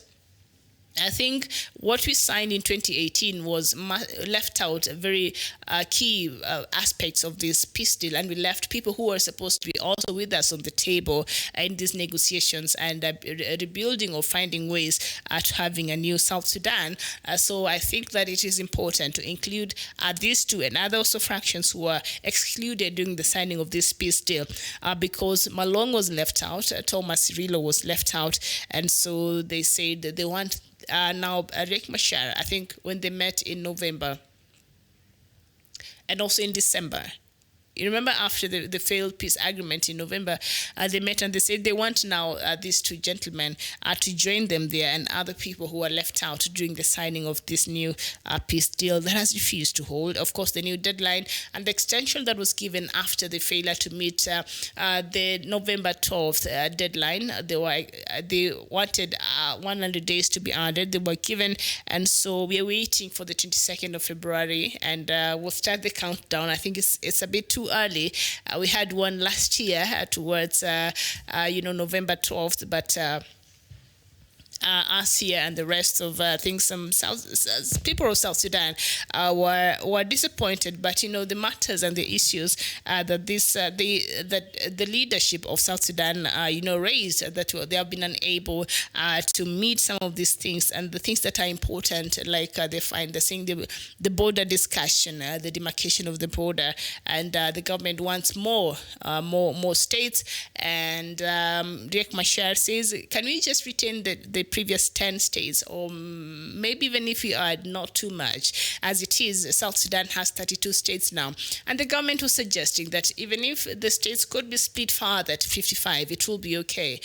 But Machar says, no, can we have them reduced at least, even if you don't agree with my 10, but can the states move from 32, where they are today, which is the government's position, to at least something about 21 or thereabout, so that because they're saying running of so many states there is costly, and Riek Machar doesn't see the need for it, but the government is saying, the more the states, the merrier, and it will be easy, to administer services to the people of South Sudan. And that is just my personal opinion. I don't understand how you're going to sit there and be discussing about states while your people are languishing in refugee camps. I do not understand. I don't understand why a minister will suggest from the government. Of course, he was speaking on behalf of the president, but there's some things that even ministers here in Kenya, you just cannot go out there and just say it unless you're trying to express the feeling of the president, himself. So he came out and said, you know what, perhaps even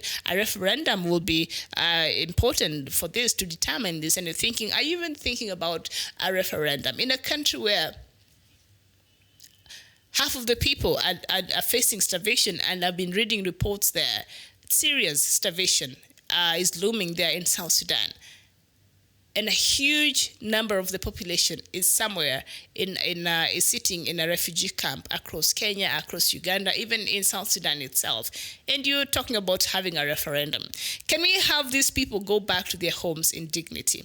Can we have things that are important to the people of Sudan taken care first, which cannot really be possible because, this matter has to be solved. But I wish that the states matter, that is something that they would handle much later. And first, they handle the things that are important, to the people of South Sudan. So, but that is just my personal opinion. So now we see the ambassador of the United Kingdom out of South Sudan. They are saying that Mr. Chris Trott saying that, let's just continue with this, to encourage the agreement let's just go on with implementing this peace deal.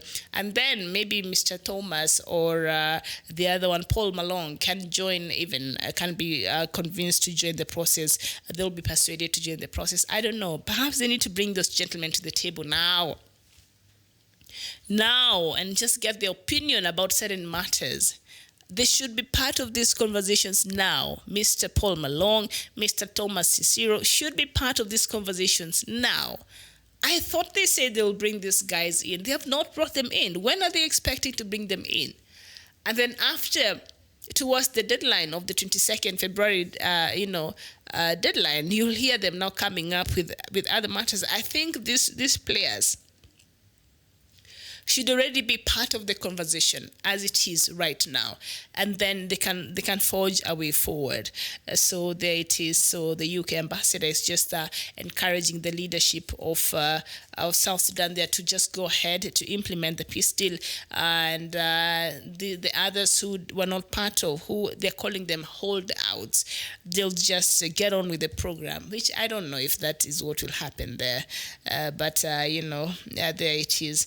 So that is the latest there from Africa. Chooks Obiakra, you're saying Biafrans are a different life altogether in Africa. Justice in DNA.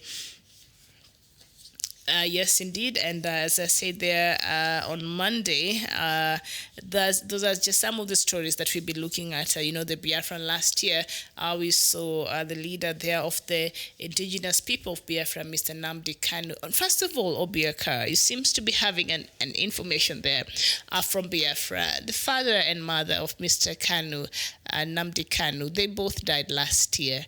Have they been buried yet? I've not seen any information. Have they been buried? What is happening? What is the latest? And we know, of course, Kanu is afraid to come back to Nigeria to bury. He was afraid, still is, because there's a warrant of arrest over his head.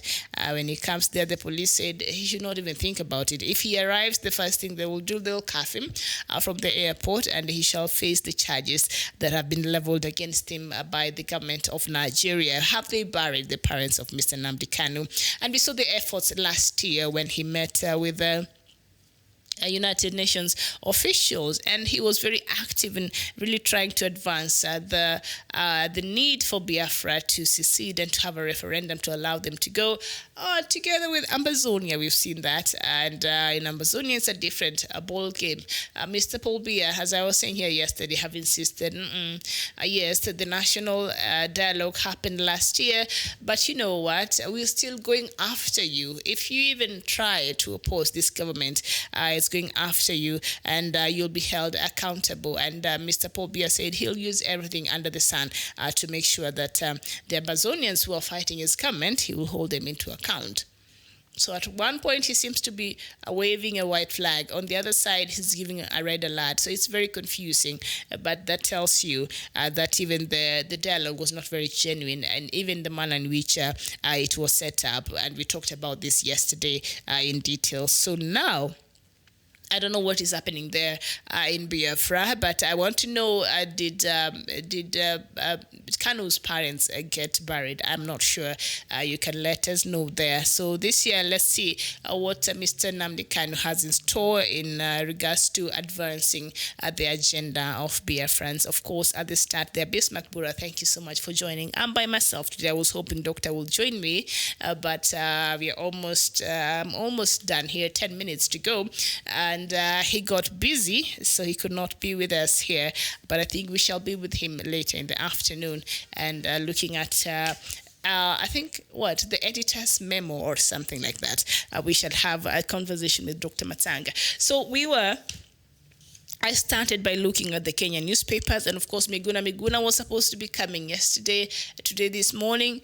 All that was cancelled. And Bismarck Bura, yesterday you gave very interesting comments here in regards to this matter. So Mr. Miguna, the Lufthansa from Germany, the flight that was supposed to bring him to Kenya from Germany, they refused him entry. So now he bought another ticket through Air France, and he was allowed. He even went and sat inside the plane. But now Mr. Miguna couldn't help himself. He took a selfie and he tweeted it.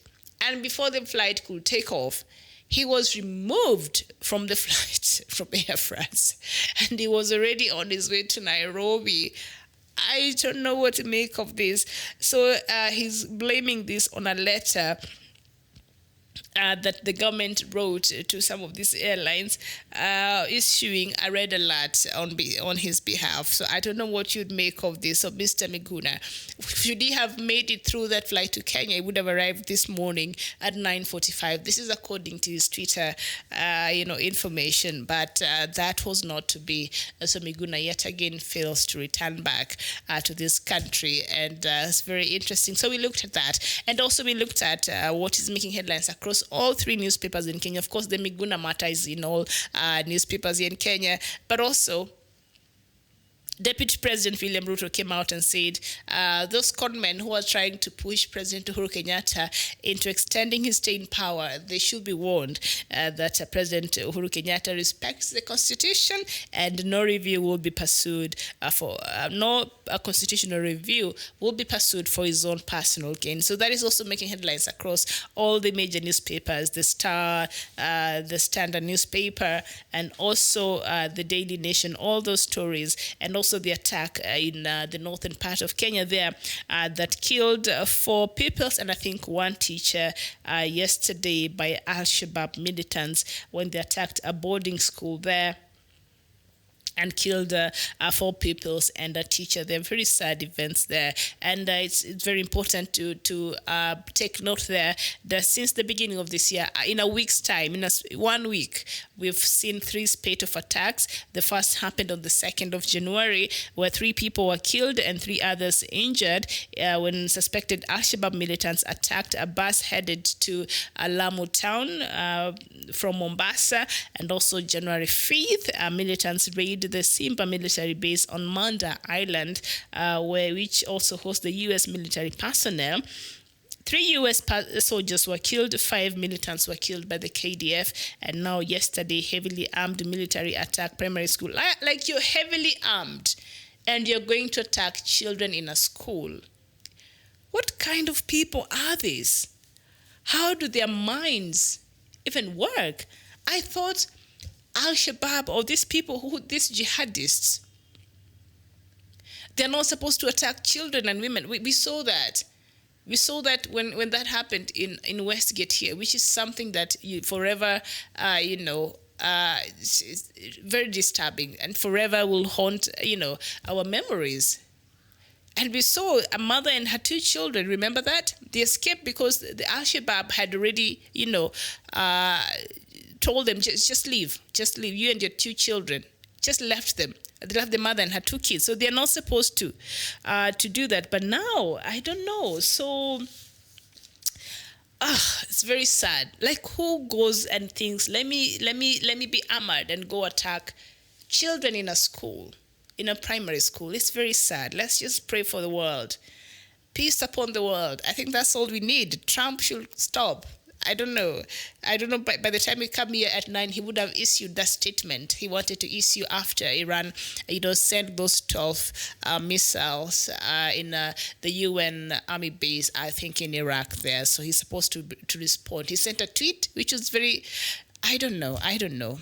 Mamoon Al-Sharif, thank you so much. You're saying the show is very comprehensive. Thank you, and I hope that you've been able to get some information from Africa that, are useful. I hope so. So Bismarck Bora is saying Miguna should be left free so that he comes have Nyuka, and he should. But Miguna is the architect of his own problems. You don't think so? So even that letter that was written by the government is saying that issued the red alert. If he would just entered in that flight and just be quiet there, arrive at the Jomo Kenyatta International Airport, be quiet, take a taxi, or I guess his lawyers were perhaps there, I don't know, some people are there to receive him. Just go to his house and then maybe tweet after he has arrived. That would have worked maybe perfect, but in the usual Miguna style, he cannot help himself. Come on now, Bismarck. Sometimes it's difficult, but of course the government, if this is what they did, then it's on the wrong. We cannot, it's on the wrong, right? But anyway, let's just see how that story will develop. So thank you so much for your company. Thank you so much for tuning in. Thank you so much for engaging with me. This has been Good Morning Africa show, and we've been looking at what has been making headlines in Kenya. We normally start with that because we are here, and also look at other news making headlines across Africa, and we looked at Nigeria, we looked at Mali, we looked at South Sudan, we have looked at Malawi, we have looked at Mozambique, Togo, and Libya, and also Bismarck Bora, these American artists who are now in a rush to get some African citizenship. Ludacris already got one from Gabon, and I was just wondering, does he even understand what is happening in Gabon there? Does he even understand that Mr. Ali Bongo succeeded from his father Omar Bongo, and the Bongo family has been leading Gabon against his own people's wish for over 50 years. And Cardi B there wants to be a Nigerian. All right, so she's been asking her fans to get her a Nigerian name or an African name, so perhaps you could suggest for her. So thank you so much. I don't know what your thoughts are on that, Bismarck Bora. Shmuel Utam, you're saying in West African countries of Nigeria, Mali, and Burkina Faso, there is Islamist terrorism threatening to conquer there. In the Eastern African countries of Somalia and Kenya, they are hell-bent on conquering Africa. The question is, what do these Arabs and their agents want from us? Very good question. But Shmuel Utam, this is a conversation that requires more time, so I might not have the answer for that right now, but maybe this could be a subject of another show that perhaps I will suggest for Dr. Batsanga for us to look at. And another video that a Kenyan made yesterday begging Iran to leave us alone, because if they want somebody, then they should just go for President Uhuru Kenyatta and leave us Kenyans alone. It was very interesting, some comic, there. But Iran as a country, I don't think they would. We have good working relationship with Iran as a country, but it is the militants group over there who know no bounds. So it's a very precarious situation for all of us in the world. All right, Bismarck Bora, yeah, just drama, right? And also they're very ignorant, these American superstars who are now seeking for citizenship in Africa. They have no clue. Even these countries, they want to go and become citizens, that now they claim. Ludacris saying now he's a Gabonese. He has no clue. You ask him about the culture of the people of Gabon, the food, the language, the people there, their way of life. He knows nothing. Nicht, nothing. You know what? I'll see you tomorrow. Thank you so much. This has been Good Morning Africa. My name is Miriam Ogoto. It has been a pleasure.